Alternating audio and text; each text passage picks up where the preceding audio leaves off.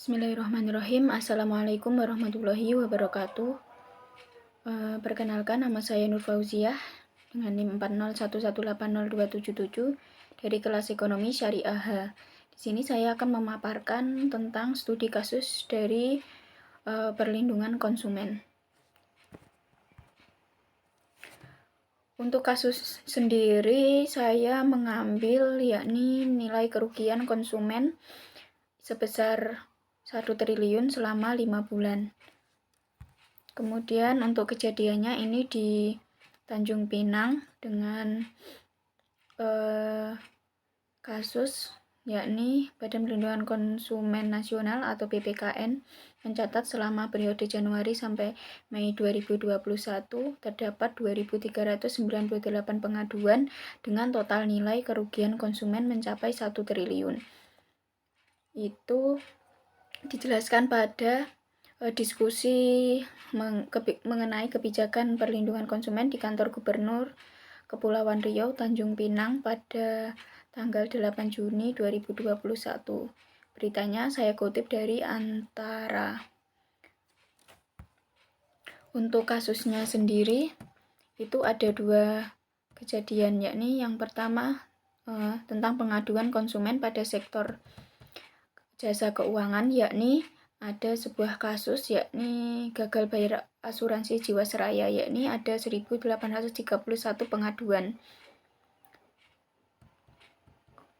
Yang kedua yaitu kasus dari e-commerce dan perumahan, itu terdapat 524 pengaduan dan 315 pengaduan. Angka pengaduan tersebut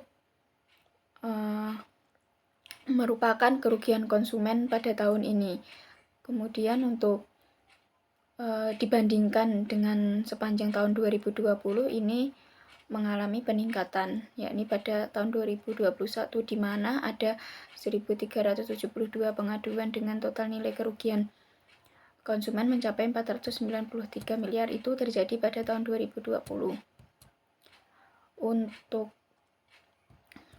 kasus yang saya ambil yakni mengenai e-commerce, di mana sebagian besar itu kasusnya itu mengenai phishing, yakni upaya pembajakan akun yang kemudian itu menggunakan akun tersebut itu untuk bertransaksi dan menguras alat pembayaran konsumen, baik itu kartu kredit maupun banking account. Untuk kasus perumahan sendiri itu kasusnya yang terjadi yakni dipicu adanya permasalahan sertifikat, yang mana pembeli itu sudah melunasi cicilan rumah namun tidak mendapatkan sertifikat dari pengembang atau developer.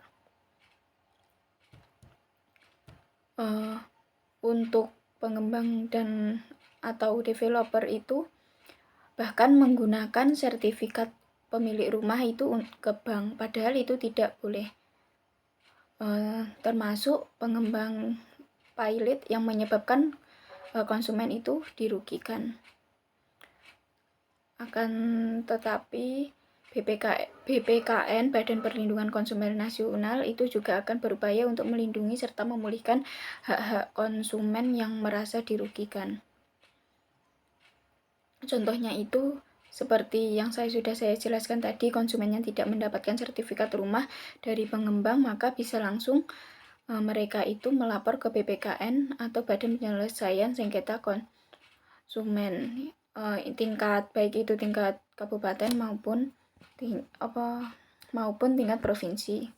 Kemudian solusinya yaitu setelah kita lihat tadi mengenai nilai kerugian konsumen sebesar 1 triliun selama 5 bulan, kemudian diadukan ke BPKN dengan pemicu yang diantaranya meningkatnya jumlah pengaduan konsumen pada sektor jasa keuangan, adanya kasus gagal bayar asuransi, dan juga kasus pada e-commerce yang pengajuannya itu mengenai phishing pada e-commerce. Terus terdapat pada kasus perumahan yang dipicu karena masalah sertifikat, maka solusinya yaitu mereka harus melakukan mediasi terlebih dahulu. Jika mediasi itu tidak memungkinkan untuk dapat menyelesaikan permasalahan tersebut, maka langkah yang sebaiknya ditempuh yaitu menempuh jalur hukum. Mungkin itu saja yang dapat saya sampaikan. Apabila ada kesalahan, saya mohon maaf. Wassalamualaikum warahmatullahi wabarakatuh. Terima kasih.